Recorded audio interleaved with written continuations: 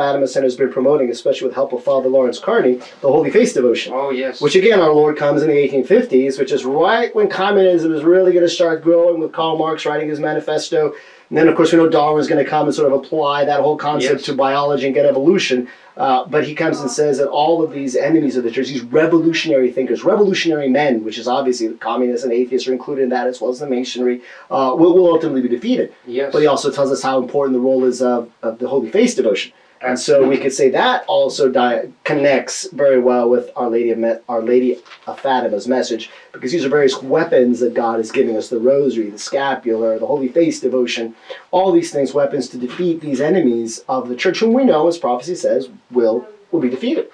Absolutely, and it's another example of where East and West complement each other, because in God's providence, the Holy Shroud of Turin was lost to the East and found refuge in the West, where it, of course, continues to this day.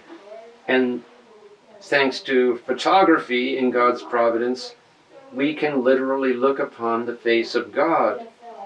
And it's an actual photographic image of the Holy Face.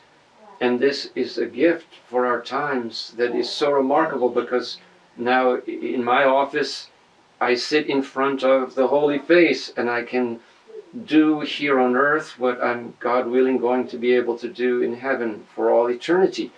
But here's the thing.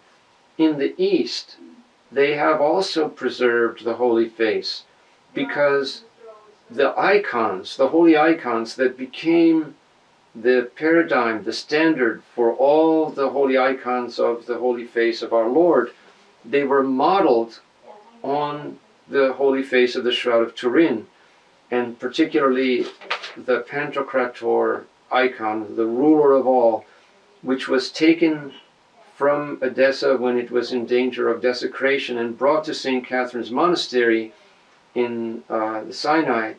That became the model for the Pantocrator icon, and experts have found so many points of congruence between the Pantocrator and the Holy Face on the Shroud of Turin that in any court of law they would say it's the same person. And that's so key, because again, that iconography you're talking about and the Holy Face, going back to those councils, those last few councils that the East accepted were all about fighting iconoclasm. Absolutely. So we could say that Satan was trying to launch this attack to destroy icons, ultimately to destroy the Holy Face of our Lord, so that we wouldn't have that ability, so that we couldn't see the face of God. That's salvation in Old Testament language.